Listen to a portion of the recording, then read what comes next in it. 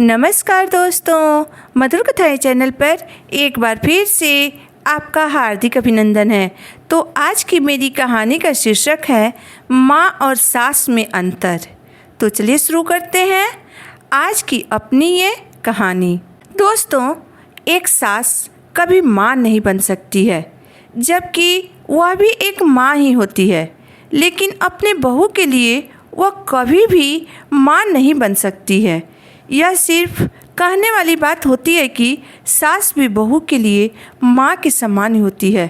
इसलिए बहू को कभी भी अपनी सास को माँ नहीं समझना चाहिए और न ही उनसे माँ जैसी उम्मीद रखना चाहिए, क्योंकि जब हम लड़खड़ा कर या ठोकर लगने पर अगर गिर जाते हैं तो माँ दौड़ती हुई आती है हमें उठाने के लिए, लेकिन सास हमें कभी उठाने नहीं आती हैं, बल्कि हमें खुद से उठना सिखाती हैं। जब हम पर या हमारे परिवार पर कोई मुसीबत आती है तो हमारी माँ हमेशा हमारे आगे ढाल बनकर खड़ी रहती हैं, लेकिन हमारी सास हमें सबसे आगे खड़ा करेंगी, हमें खुद ढाल बनकर लड़ना सिखाएंगी। अगर हम सुबह देर तक सोते रहे तो माँ हमें कभी कुछ नहीं कहेंगी, लेकिन सास कभी हमें देर तक सोने नहीं देंगी। वह हमें वक्त पर जगना और सतर्क रहना सिखाएंगी। हम कितनी भी देर तक अपने दोस्तों से बातें करें, पूरे दिन फ़ोन पर लगे रहें, परंतु फिर भी माँ हमें नहीं रोकेंगी, लेकिन हमारी सास हमें हमेशा रोकती रहेंगी, ताकि हम एक जिम्मेदार इंसान बने और वक्त की कदर करना सीखें। दोस्तों, दुनिया का सबसे मुश्किल काम होता है परिवार को संभालना और उसे जोड़ कर रखना। इस काम के लिए हमारी सबसे अच्छी गुरु हमारी सास होती है। वह हमें एक जिम्मेदार इंसान बनाती हैं और अक्सर खुद बुरी बनकर अपनी बहू के लिए भला ही सोचती हैं, जिसने अपनी उम्र का कई साल लगा दिए परिवार को जोड़कर और संभाल कर रखने में। वही माँ एक सास बनकर जब उस परिवार की जिम्मेदारी अपनी बहू को सौंपती है तो पहले वह उस बहू को उसके संभालने के लायक बनाती है, हर परिस्थिति से लड़ना सिखाती है। हर सास अलग होती है, हर किसी का सिखाने का तरीका अलग होता है, लेकिन उनका इरादा और नियत हमेशा अपनी बहू के प्रति नेक होता है। हर सास अपने परिवार के लिए जी जान से समर्पित होती हैं।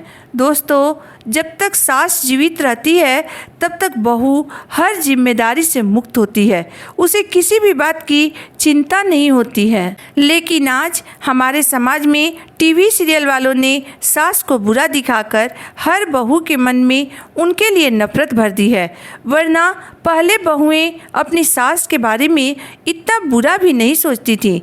लेकिन जो बहू अपनी सास के साथ नहीं निभा सकती है, उनको छोड़कर अलग रहती है, वह नहीं समझ पाती है कि एक दिन बिन डोर की पतंग को हवा के झोंकों के साथ ज़मीन पर आकर गिरना होता है।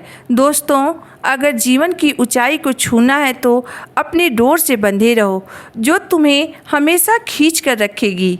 तुम्हें मन चाहे उड़ने तो नहीं देगी, लेकिन हाँ, तुम्हें कभी गिरने भी नहीं देगी। एक दिन वही सास इस दुनिया से चली जाती है सबकी बुराई लेकर, लेकिन हाँ, अपनी बहू को सास बनने के काबिल बना कर जाती है, उसे सास के हर गुण सिखा कर जाती है। इसलिए दोस्तों, सास को सास सी रहने दीजिए, उन्हें और कोई नाम मत दीजिए, क्योंकि माँ अपनी बेटी को इतना सब कुछ नहीं सिखा पाती है जितना सास सिखाती है। माँ अपनी बेटी को ससुराल भेजती हैं, किंतु सास उसे ससुराल में रहना सिखाती हैं, उसे जिम्मेदारी उठाने लायक बनाती हैं, हर परिस्थिति से लड़ना सिखाती हैं, उसे जीवन के सफ़र में चलना सिखाती हैं। दोस्तों, बहू घर की लक्ष्मी होती है, वह हमारे वंश को आगे बढ़ाती है। हमारे आने वाली अगली पीढ़ी बहू के संस्कारों पर निर्भर होती है। बहू गृह लक्ष्मी के रूप में घर में धन धान्य लेकर आती है, परंतु बेटी अपना भाग्य अपने साथ लेकर चली जाती है। बहू अपने संस्कारों से घर में धर्म और वैभव को फलने फूलने में अहम योगदान देती है, परंतु बेटी पराया धन होती है।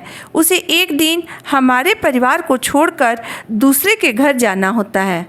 इसलिए दोस्तों, हमेशा एक सास अपनी बहू को अपने परिवार के लायक बनाने के लिए तत्पर रहती है।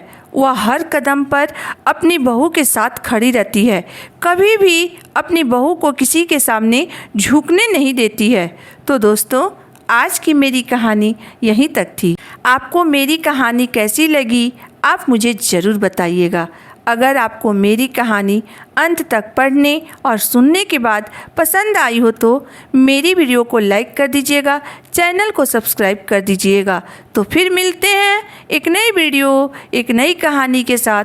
तब तक के लिए धन्यवाद।